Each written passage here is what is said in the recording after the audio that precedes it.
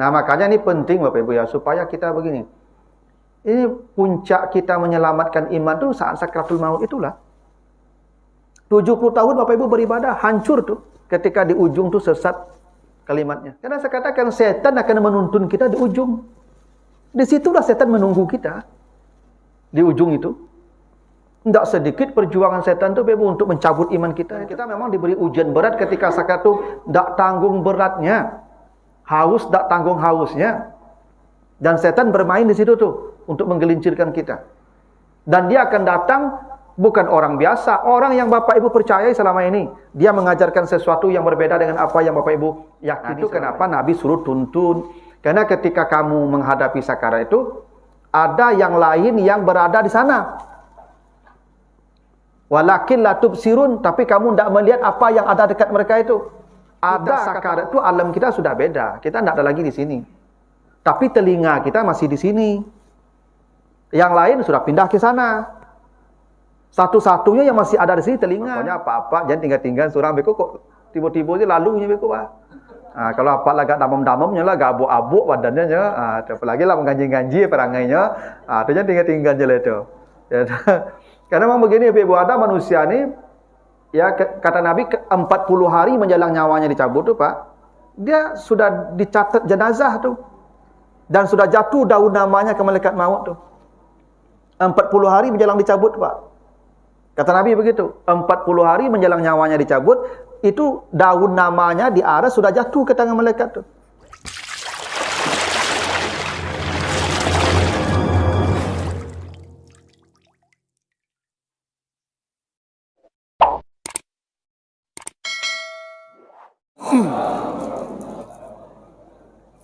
Alhamdulillahi Rabbil Alamin. Assalatu wassalamu ala asrafil anbiya'i wal mursalin wa ala alihi wa ashabihi ajmain.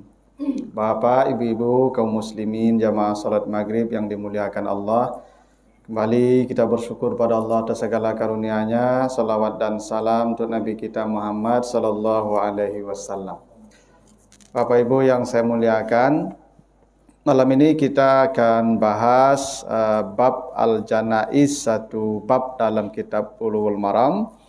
Hadis-hadis yang menjelaskan perkara jenazah ini ya, perkara yang sangat penting untuk kita ketahui karena banyak hal sekarang yang persoalan jenazah ini sudah dianggap ringan, bahkan hal-hal yang penting itu banyak yang ditinggalkan oleh sebagian orang. Salah satunya sekarang yang tidak banyak lagi ya, ketika jenazah sudah dikuburkan dan semua orang pulang begitu saja. Padahal perintah Nabi dalam hadis sahih Muslim, orang terakhir yang meninggalkan kuburan itu mestilah mentalkinkan orang yang sudah ditanam itu. Jadi kalau bapak saya mati, dikubur, semua sudah pulang, maka saya orang terakhir yang meninggalkan kuburan itu hendaklah mentalkinkan bapak saya.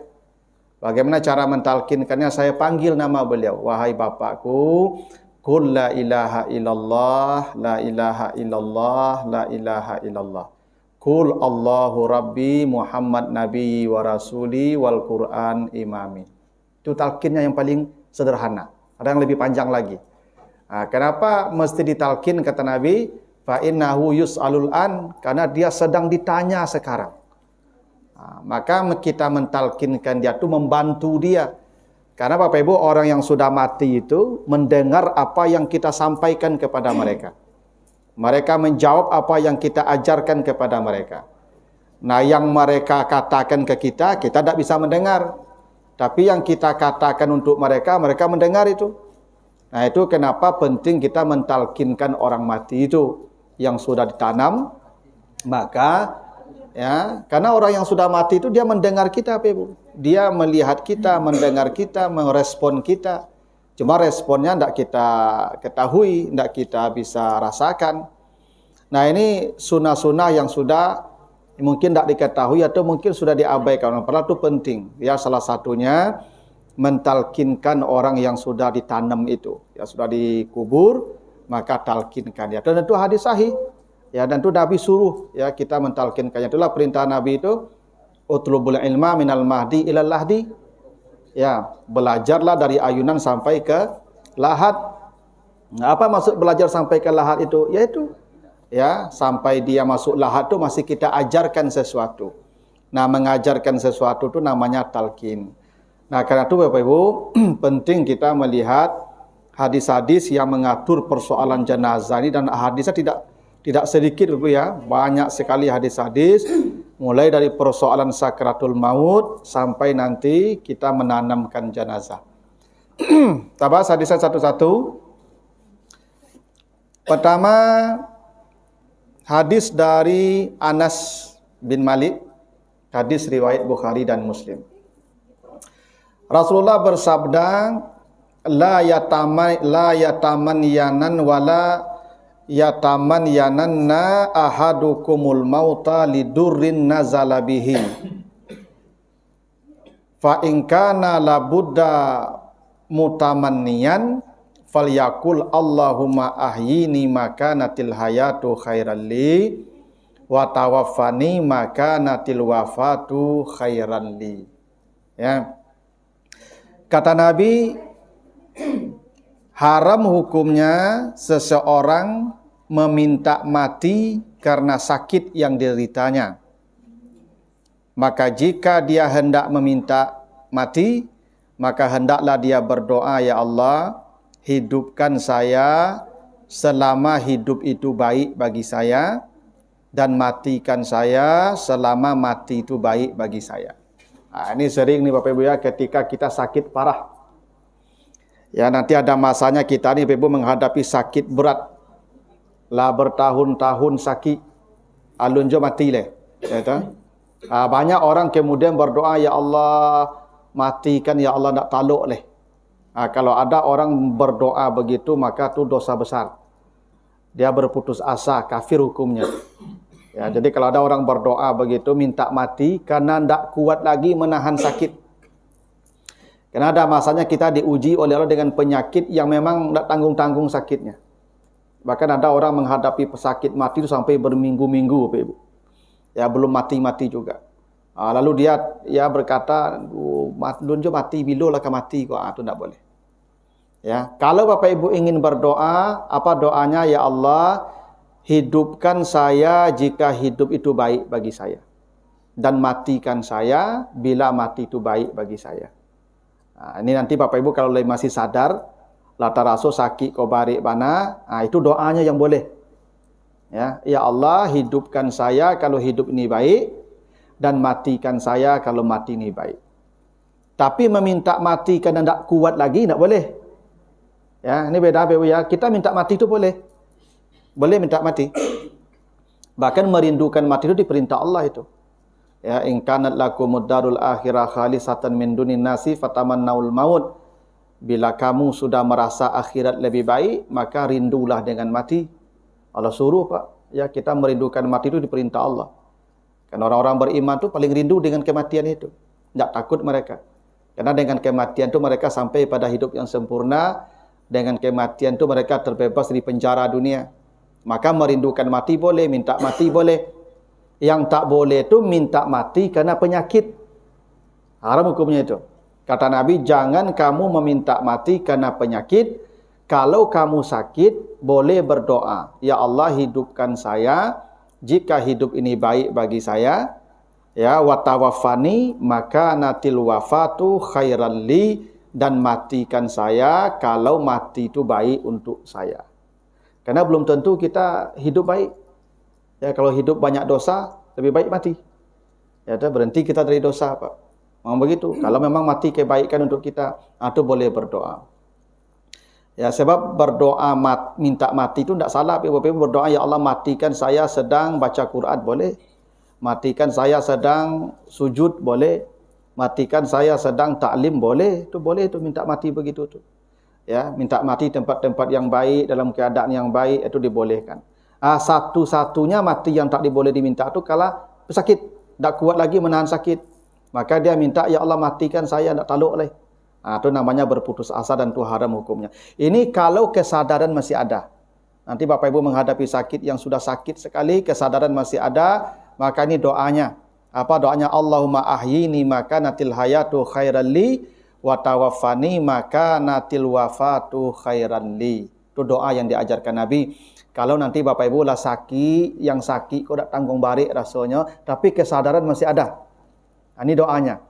Allahumma ahyini maka natil hayatu khairan li wa tawaffani maka natil wafatu khairan li. Kalau bahasa Indonesianya itu tadi, ya Allah, hidupkan saya kalau hidup itu baik dan matikan saya kalau mati itu baik untuk saya.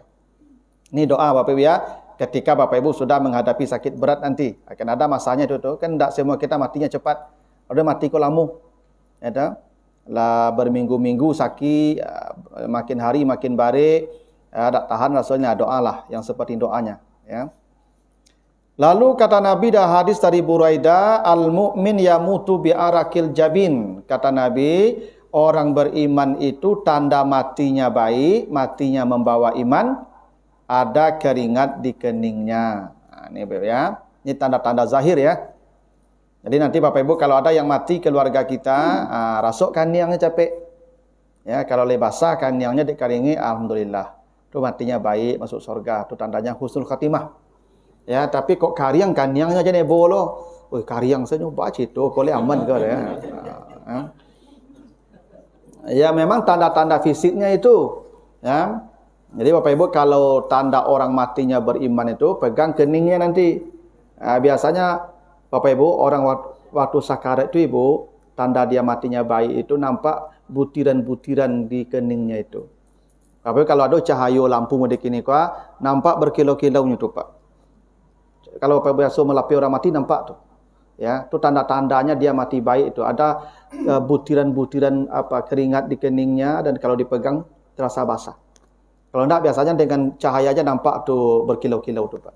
Itu tanda orang beriman matinya tuh Pak. Tanda orang matinya baik.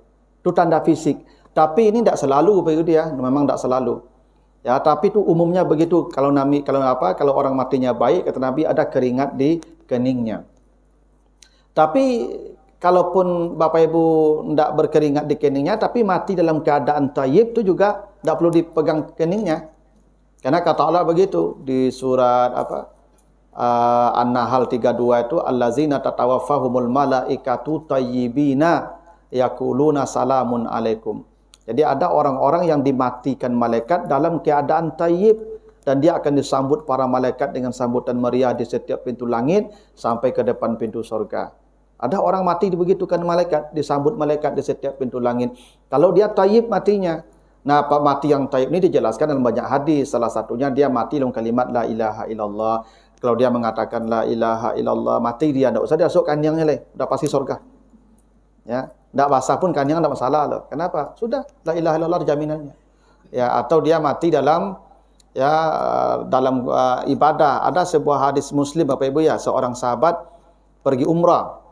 Lalu terpeleset dia, mati dia di jalan. Maka kata Nabi, kafinuhu bisaubai, pakaikan dia kafan baju di badannya itu karena nanti dia datang di hari kiamat mulabbiyan dalam keadaan bertalbiyah. Dia kalau ada orang mati dalam keadaan umrah atau haji, itu baik itu. Udah enggak usah dirasuk kaniangnya udah surga. Ya. Atau yang mati dalam keadaan sujud, salat, mati ya sedang dengan ceramah medekini kan. Di Ibu kalau mati kalau mati sedang duduk dengan ceramah enggak usah dirasuk kaniang tu lah sudah suruh duduk. Ya tahu. Ya tu makanya cocok saya dengan ceramah mau tahu hilang dia kok mati tiba siko kan. Udah. Ini kan kalau mati di sini kan mati dalam rahmat Allah Pak Ibu kan. Kan kata Nabi begitu. Ya siapa yang duduk di majelis ilmu maka wa ghasyiyatuhumur rahmah. Allah curahkan rahmatnya. Kalau mati dalam rahmat Allah sudah surga kan. Karena kata Nabi orang tidak akan masuk surga dengan amalnya.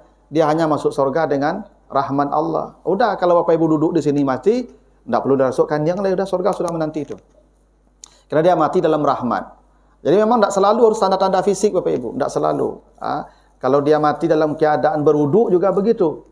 Ya, makanya nanti kata Allah ya di surat Ar-Rahman tu fa yauma idzin la yus'alu an dzanbihi insun wala jan. Ada nanti manusia tidak ditanya amalnya, dia masuk surga tanpa ditanya amalnya. Digiring saja langsung ke surga. Nabi ditanya, kenapa dia tidak ditanya masuk surga amalnya? Kata Nabi, mereka itu wuran muhajjalin min asadil wudu. Mereka selalu menjaga wudunya, sehingga wudu itu yang bercahaya. Itu makanya ibu-ibu kalau mati dalam keadaan berwudu itu bercahaya nanti itu. Ya, karena bekas-bekas wuduk itu bercahaya. Itu makanya sunnahnya tidak boleh melap sisa wuduk dengan kain. Ya, makruh hukumnya. Makanya ibu-ibu kalau sudah berwuduk itu pakai tangan saja begini. Ya, jangan dilap dengan handuk atau kain. Karena itu mengurangi cahaya nanti di akhirat.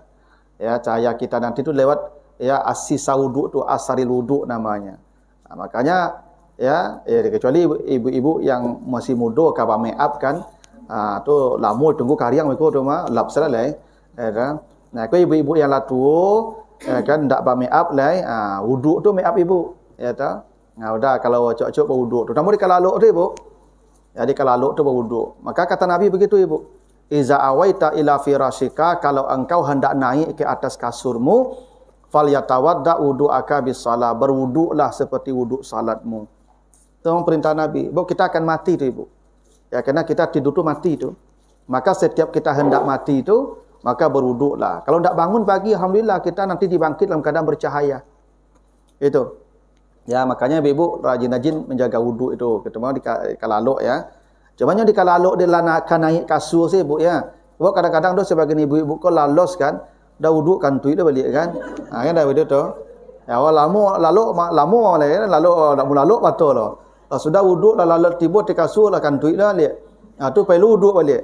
Tu mereka mulai kata apa bergolek kan tu kalau dia tu perlu wuduk balik dah. Mati dia wuduk panjang tu mereka. Kalau sudah nyapak berang lain di luar saya kau lalu lah jangan pakai dah lalu lah betul lah. Nyepaskan naik saja ibu. Yalah naik ibu ketika kasur tu kau tekan tu pun sudahlah, jangan wuduk je lah. Kau nak lalu kalau pagi dia mau wuduk tu. Tapi memang begitu. Jadi memang ada orang-orang tertentu yang tak perlu keningnya dilihat juga.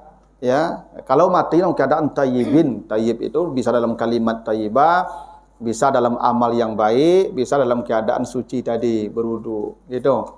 Tapi secara zahir tanda orang beriman tu matinya baik kata Nabi, itu ada keringat di keningnya. Ini memang jadi perhatian kita nanti Ibu ya, kalau ada keluarga kita yang mati, nanti ya coba pegang keningnya, kalau ada keringat alhamdulillah lah baca. Itu dia matinya dalam keadaan baik. Tapi ini memang kondisi yang tak pasti dalam pengertian, tak semua orang kan begitu. Bisa jadi matinya baik, tapi tidak ada keringat di keningnya ya. Tapi umumnya begitu. Karena Nabi Muhammad itu ketika meninggal kan berkeringat badannya. Ya, bukan hanya keningnya, tapi badannya berkeringat. Lalu hadis berikutnya, hadis dari Abi Sa'id ya Al-Khudri, hadis riwayat Muslim. Nabi bersabda, lakinu mautakum la ilaha illallah. Kata Nabi, kalau ada orang sudah menghadapi proses sakarat, masuk sakarat itu dia sudah tidak sadar lagi itu ibu. Ya, sudah hilang kesadaran dia, dan nafasnya sudah nampak itu sudah tersendat-sendat. Nah, itu dia tanda sudah menghadapi proses sakarat namanya itu. Maka kata Nabi, tugas pertama yang ada di dekat dia itu, tuntun dia membaca la ilaha illallah. Talqin namanya. Ini penting ibu, kenapa? Karena banyak orang sekarang ketika sudah menghadapi proses sakarat dibawa ke ICU dan dibiarkan sendirian berjuang dengan kematiannya. Itu tidak boleh. Tidak boleh membiarkan orang mati sendiri. Nabi saja mati, itu ada Aisyah di samping beliau. Yang sampai nafas terakhir beliau bahkan minta disiwakkan menjelang detik-detik terakhir itu. Kalau Bapak Ibu nanti dibawa ke ICU, tidak boleh ditemani ke dalam, tidak usah bawa ke ICU, bawa pulang sajalah. Kenapa? Saran saya begitu.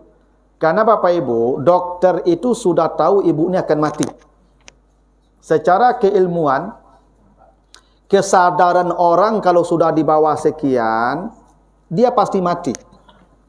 Maka dibawa ke ICU itu sebenarnya itu SOP saja.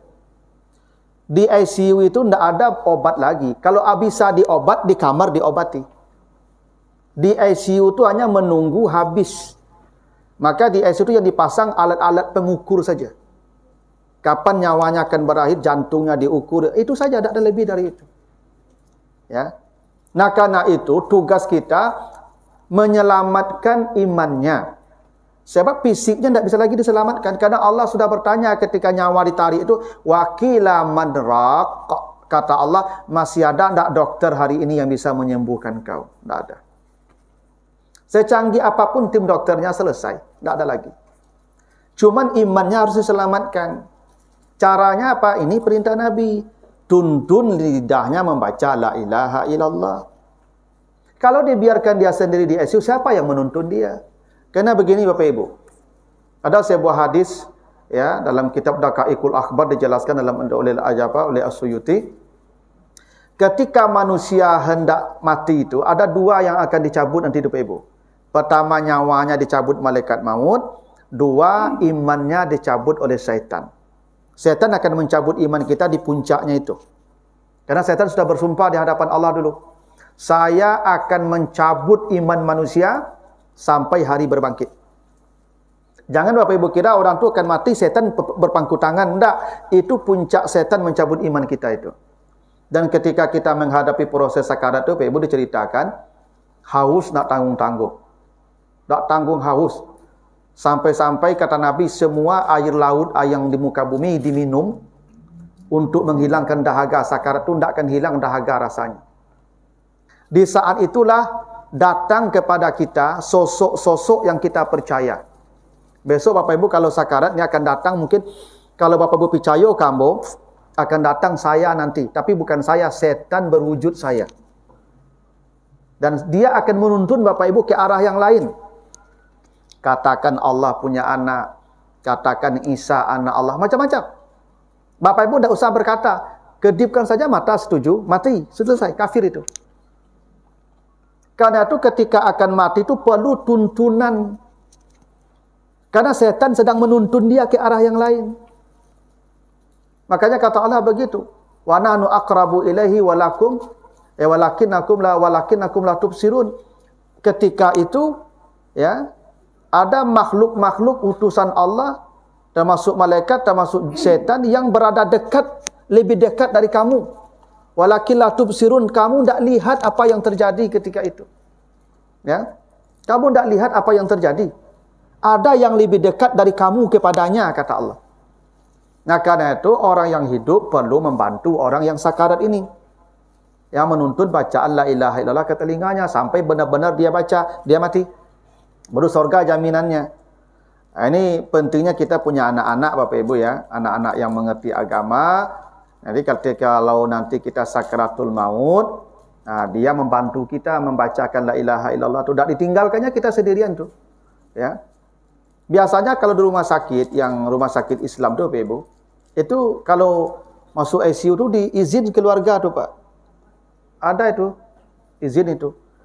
Bahkan di beberapa rumah sakit Islam itu disediakan penuntunnya itu, rohaniwannya itu.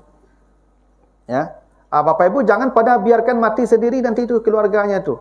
Kalau dibawa ke ICU tolong temani ke dalam. Aturannya begitu. Ya, jangan-jangan nanti dia mati, nyawanya dicabut, imannya pun tercabut. Malang hidupnya tuh Bapak Ibu. Puluhan tahun dia beribadah, imannya lepas di penghujung itu. Karena setan mencabut imannya. Dan setan bersumpah akan mencabut iman kita. Jangan Bapak Ibu kira setan itu nyaman kita mati beriman. Tidak itu. Dia ingin kita mati kafir itu. Karena supaya ya menjadi temannya nanti di neraka itu. Maka diselamatkan iman dia dengan kalimat tauhid tadi. Karena jaminan Nabi begitu. Man kana akhiru kalamihi la ilaha illallah dakhalal jannah. Siapapun yang akhir kalamnya la ilaha illallah, pasti dia masuk surga. Pasti itu. Ya. Dan mengajarkan la ilaha illallah ini Bapak Ibu, itu 3 kali ya. Biasanya begitu, 3 kali. Kalau nampak lidahnya sudah bergoyang, bergetar, itu tanda dia sudah ikuti itu. Tidak usah berbunyi pula, karena lidah itu jadi saksinya nanti dia mengucapkan itu. Ya. Karena bisa jadi tidak ada suaranya lagi, tapi dia sudah mengucapkan itu. Dan kalau dia sudah diajarkan beberapa kali dia tidak mau, jangan dipaksa. Tenangkan dulu, istirahatkan dulu, nanti baru diulang lagi. Kalau dipaksa dia sedang berat keadaannya. Tidak boleh didesak. Ya, harus santai-santai, lambat-lambat mengajarkan la ilaha illallah itu. Nah, tapi begini Bapak Ibu, andai bisa jadi nih ketika proses sakarat itu lidahnya pun terkunci, Pak. Lidahnya tidak bisa lagi karena sudah habis juga dikunci lidahnya itu. Karena ketika mati itu semua terkunci itu, tangan, kaki, lidah, mata, semua dikunci Allah. Ya. Nah, ada satu anggota tubuh yang tidak dikunci, yaitu telinga. Pendengaran tidak akan dikunci Allah.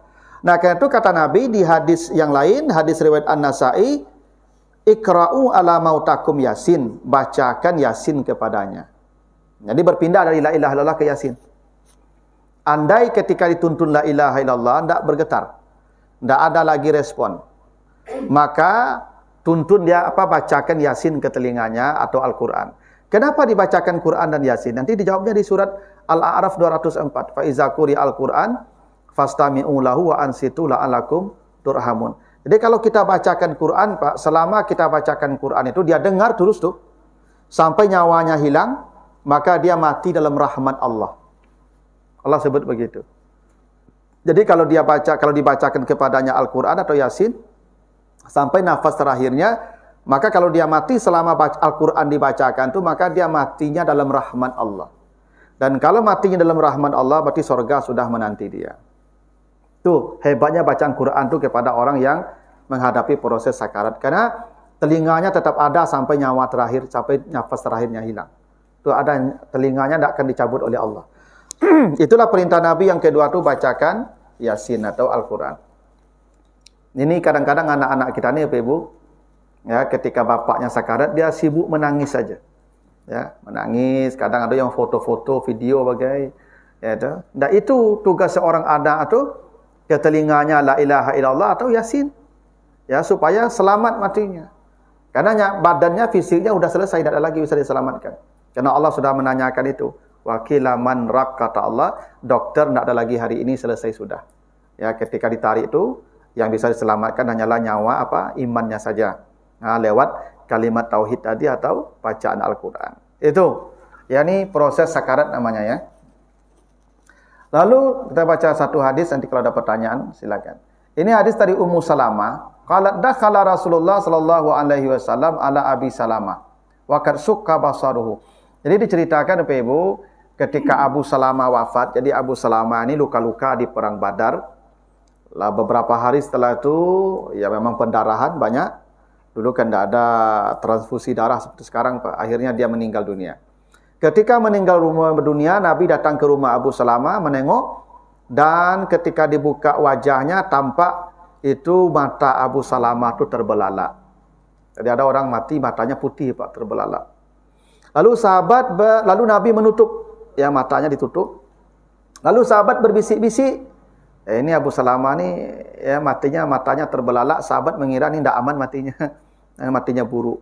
Ya, lalu Nabi berkata, innaru iza qubida atba'ahu al-basar. Kata Nabi, setiap manusia ketika ruhnya dicabut sampai di ubun-ubun, maka mata mengikuti tarikan ke ubun-ubun. Maka kata Nabi, bila seseorang sudah mati, jangan mengatakan keburukan tentangnya, kecuali engkau sebutlah kebaikan-kebaikannya. Fa innal malaikah tu'amin ala ma taqulun, karena para malaikat mengaminkan semua ucapanmu tentang yang mati itu. Maka Nabi berkata, Allahumma gfir li Abi Salamah, ya Allah ampunilah Abu Salamah, warfa' darajatahu fil mahdiyin, angkatlah derajatnya di al-mahdiyin, yaitu di alam barzah dan alam akhirat. Nah ini Bapak Ibu, ya. Dan Nabi berdoa, wakhlufhu fi akibihi. Jadi Bapak Ibu, ini adab kita menengok jenazah, ya. Jadi Bapak Ibu nanti kalau datang melayat jenazah, satu, lihat wajahnya. Nah, jangan mota di tenda di luar. Ada apa-apa aku sebagai celik orang mati, mau mota saya di luar di tenda tu. Bapak Ibu kalau celik orang mati, calik muka orang mati itu, buka palo itu, buka tutup itu, supaya lunak hati wak. Ya tak? Kalau cocok mencelik orang mati, ku lunak hati apa? Ya tak? Memang kadang-kadang ada orang begitu tu. Lain pengen celik orang mati, tapi tak dicaliknya bantu main dulu. Ya, yang dicalik dipandang wajahnya tu elok-elok. Tu begitu. Nah kalau terbuka matanya tutup, tutup. Tapi kata Nabi begitu, nanti akan temu orang yang matanya terbelalak. Jadi kalau ada orang matanya terbelalak, mati putih, bukan buruk matinya itu. Kata Nabi, ruh itu ketika ditarik di ubun-ubun, maka mata tu terbalik mengikuti tarikan tu. Semua orang begitu. Karena tarikan terakhir itu di ubun-ubun nanti itu. Sampai di ubun-ubun ini ditarik, maka mata terbalik mengikuti tarikan ruh. Itu makanya putih mata orang mati itu. Memang begitu, semua orang begitu. Nanti kita juga begitu juga, sama. Ya. Ketika matanya terbalik itu, maka ditutup. Tutup. Gitu. Lalu Jangan bicarakan keburukannya, bicaralah yang baik-baik tentangnya. Karena malaikat mengaminkan ucapan kita. Jadi kalau misalnya kita menengok orang mati itu, mendekat ke anaknya, mendekat ke keluarganya, sebut dia, bapakmu orang baik, bapakmu rajin ibadah, rajin itu ke musala, rajin masjid, rajin jadi donatur ini, segala macam. Sebut baik-baik dia, dan malaikat mengaminkan ucapan itu. Jangan disebut buruk-buruknya, Pak. Kadang walaupun dia buruknya, tapi tidak boleh sebut buruknya. Ya kan? Kadang ada juga orang tu, Pak, kan mati sianu tu. Oh, kok sianu tu mati dah apa tu ya. Memang lagi dulu ni ke-7 mati ya. Tu tak boleh tu, Pak. Walaupun dia buruk perangannya, Pak, tetap tak boleh yang buruk-buruknya disebut, yang baik-baiknya. Ada sebuah tradisi baik yang tak ada pada kita ni, Pak. Kalau di Jakarta dulu ya, saya sering lihat kalau orang mati itu, Pak, itu menjelang mayat dibawa ke kuburan atau dibawa ke salat ke masjid itu di rumah itu kan ada pelepasan, Pak. Lalu disampaikan ke semua yang hadir, Bapak Ibu, saksikan ya bahwa jenazah ini orang baik. Disebut kebaikannya. Ini orang baik. Khair, itu semua yang hadir mengatakan khair. Khair, khair gitu. Baik, baik gitu, Pak. Dan ini tradisi baik. Sehingga kalau saksi itu semua mengatakan baik, para malaikat pun mengatakan baik. Ya. Nah, ini yang kita tidak ada kebiasaan begitu, Pak. Jadi kalau mati dibawa, ya begitu aja, tidak ada persaksian bahwa orang baik itu tidak ada. Sebab kata Nabi, sebut dia orang baik. Ya, fa innal malaikatu aminu ala ma taqulun. Karena malaikat mengaminkan ucapanmu tentang dia. Kalau 100 orang mengatakan ni orang baik, berarti malaikat mencatat dia sebagai orang baik. Ini, ya. Memang begitu adabnya kita kalau melayat jenazah. Persaksikan dia orang baik. Minimal kita datangi keluarganya, ya, kita datangi anaknya, kita sebutlah kebaikan-kebaikan bapaknya. Itu memang adabnya begitu. Lalu doakan, apa doanya? Allahumma gfirli fulan, sebut namanya, Pak. Jadi misalnya Bapak, misalnya kalau Pak Datuk nanti meninggal, saya datang, Allahumma gfirli Pak Datuk, ya kan? Warfa darajatahu fil madin gitu, Pak. Memang bersabik namanya, Pak, ya. Memang begitu adabnya. Ya, Allahumma gfirli, sabit nama Pak tu. Ya, warfa darajatahu fil madin. Itu memang begitu, Pak. Ya, memang didoakan dia, disebut namanya. Nabi sebut begitu.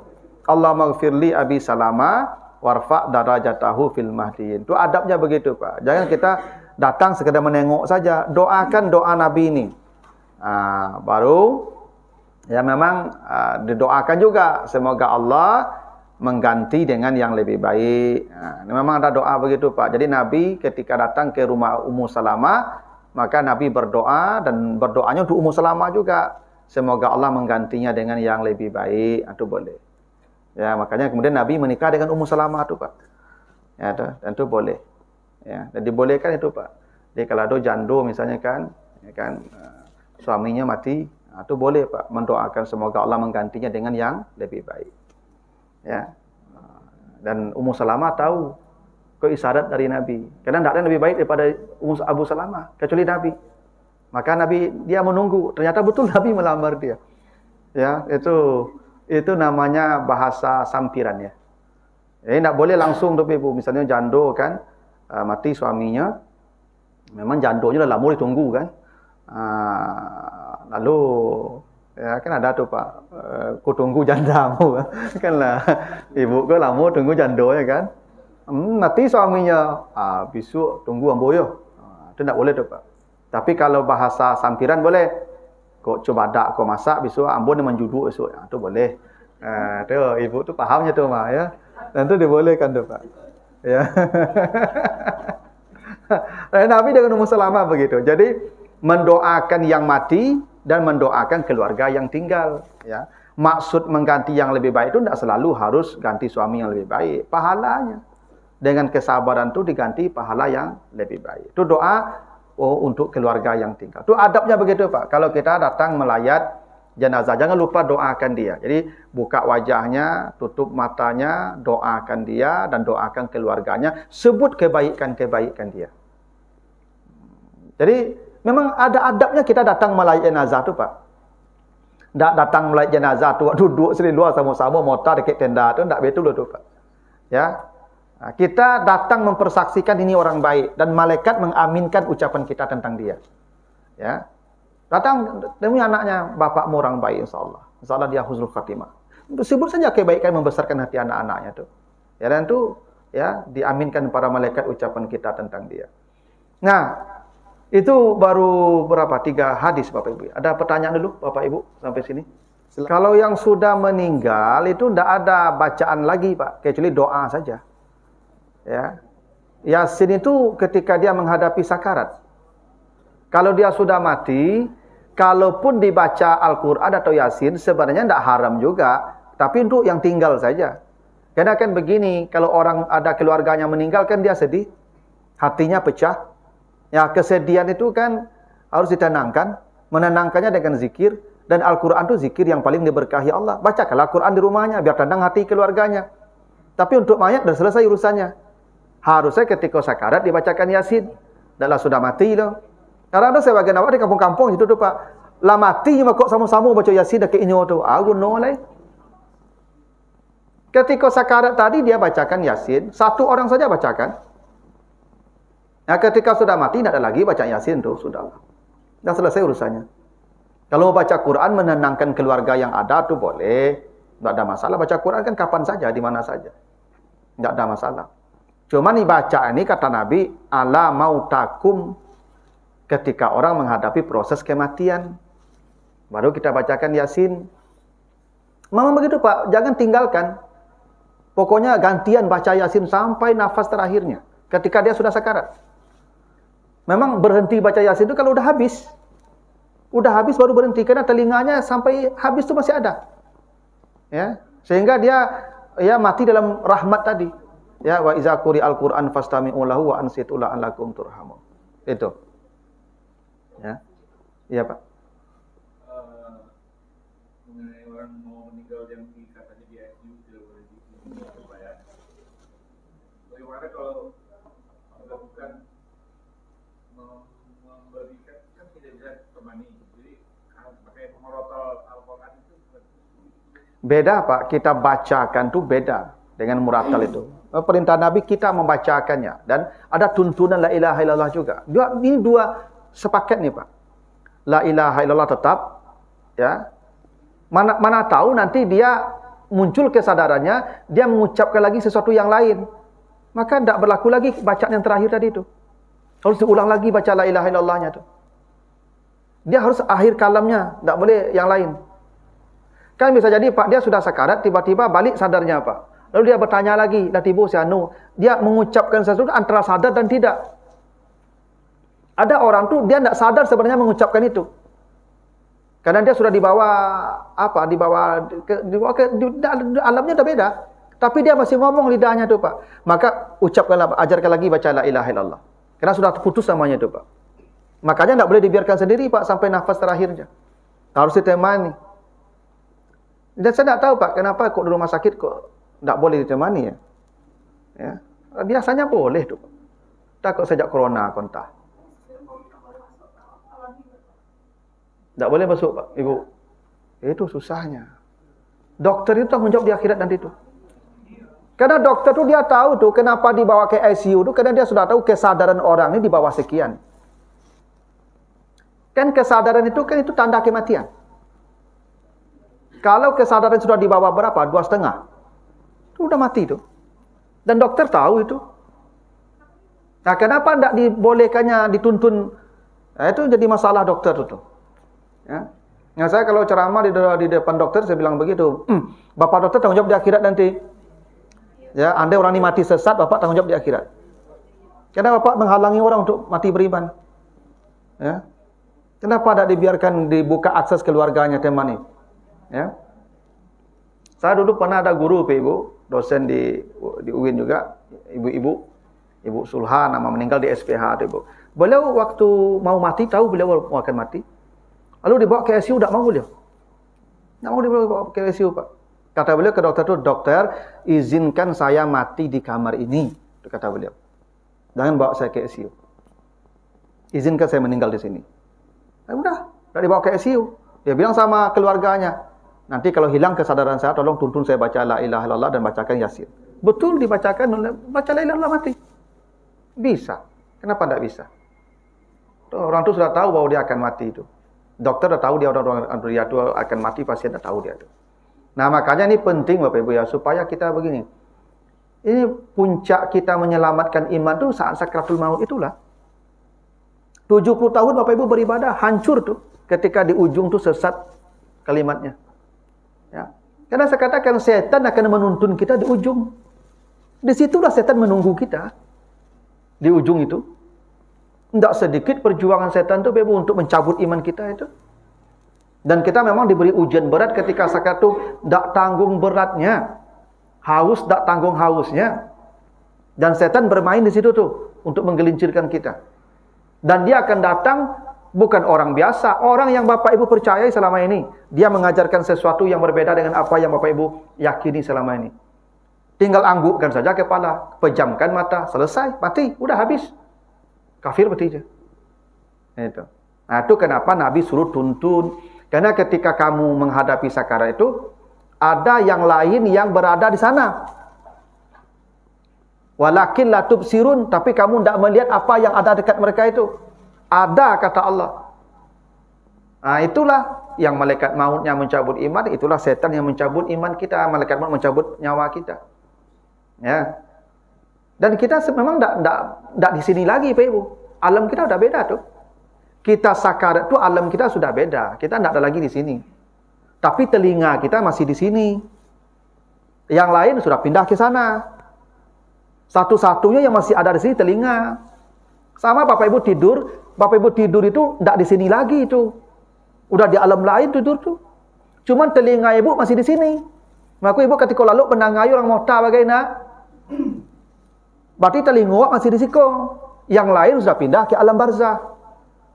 Beko balik kemari balik. Kan kita tidur itu sama dengan mati. Tidak ada bedanya kita tidur dengan mati itu. Ya.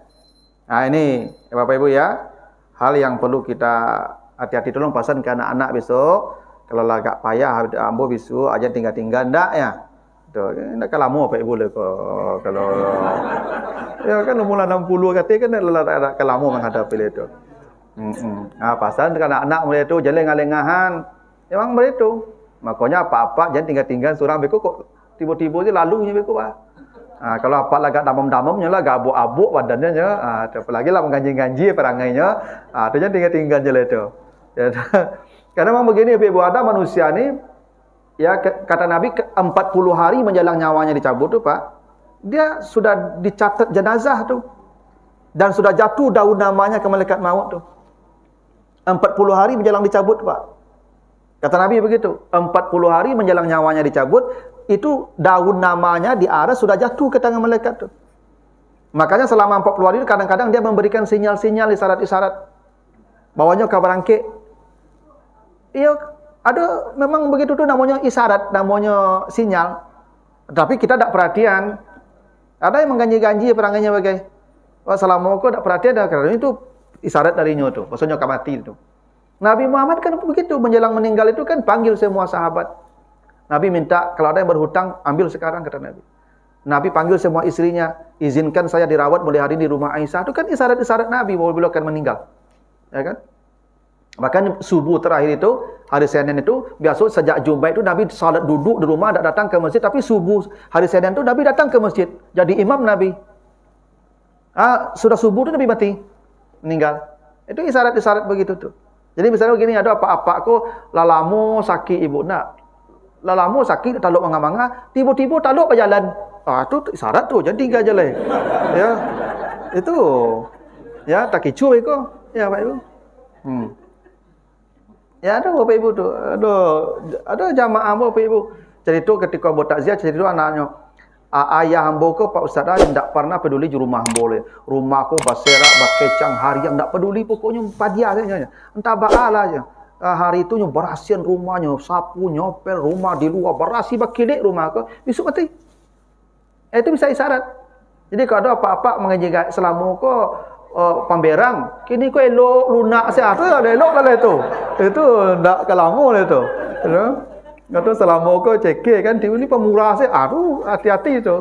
Memang begitu. Makanya dah tua-tua kau ibu je celik-calik jelah perangai beliau. Kalau agak menganji-ganji hanya tu je tinggal je lah. Itu isyarat namanya tu. Tapi kan tak selalu ada isyarat begitu. Tapi begitulah dulu Pak Ibu ya. Ya tentang proses kematian ini ya yang semua kita akan menghadapinya. Tinggal ya kalau kita ada bantuan dari orang-orang hidup nanti yang bisa menyelamatkan kita. Lebih kurang mohon maaf. Subhanakallahumma wa bihamdika asyhadu an la ilaha illa anta astaghfiruka wa atubu ilaika. Wassalamualaikum warahmatullahi wabarakatuh.